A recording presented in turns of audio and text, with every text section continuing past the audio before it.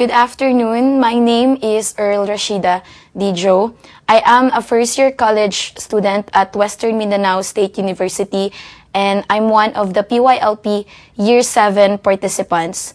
What I learned most in my US program experience is about our homestay and about our different workshops, especially on activism and our site visits to Chicago and to, of course, the special one-week program at Washington, D.C.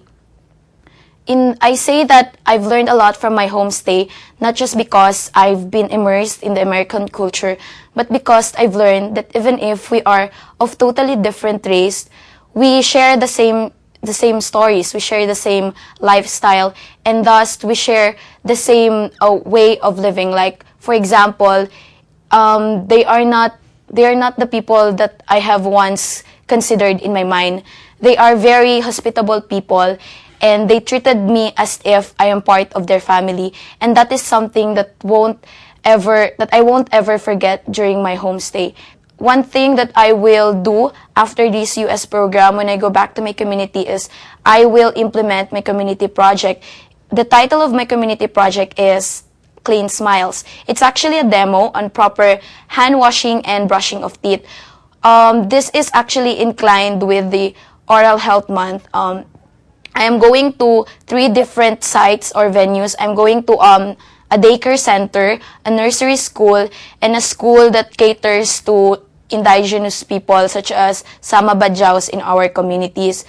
After the demo, I will actually have a sustainability plan where I will teach them how to make their own toothpaste and their own soap. It's sustainable in the fact that these children, even if they don't have money to buy the toothpaste and the soap, at least they got to know how to do on their own, and then at that I can actually prevent absences in their schools, because as from surveys, it was known that children are always absent in school because they have toothache or just because they're sick. At least what I'm trying to do in my community is that I'm trying to have this prevention, and with this there is a sustainability that these children will live in an environment where they can actually go to school happily. That's why it's called Clean Smiles. At the end of the day, I'm thankful about the Philippine Youth Leadership Program for choosing me as one of the participants, because this is an experience of a lifetime that not all of the Mindanaoan youth can ever experience. Thank you very much to the U.S. Department of State and to the people behind this successful endeavor. You have not only made me bloom into my full flower, but the rest of the PYLP 7 participants and adult leaders. Muchísimas gracias. Thank you. Hi, I'm Frank Joshua Biakbay, 15 years old, a third-year high school student of Zamboanga del Norte National High School. There comes a time in the life of a person when he is called to lead, to fight, and stand up for a better world, for a better nation, and for a better society. I am one of the Philippine Youth Leadership Program Batch 7, a thankful student and a thankful beneficiary of the U.S. Department of State. The first goal that actually the program has successfully accomplished was actually building relationships between people of different races, religion, and ethnicity.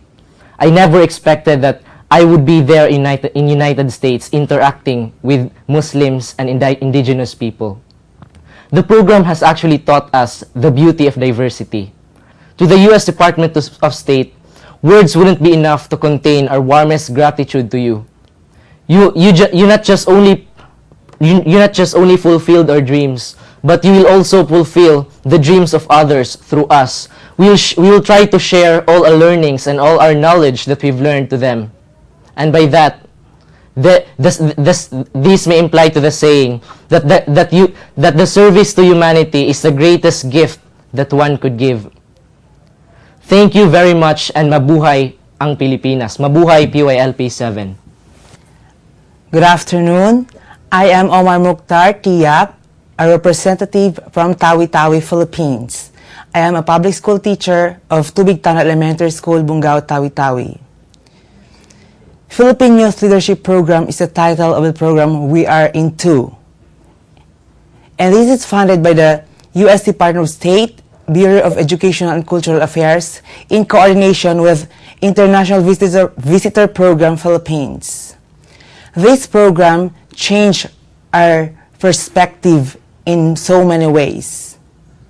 In a sense, it taught us to become a democratic individual of our own community. We learned so many things. These activities changed our lives to become a more responsible individual in our own community.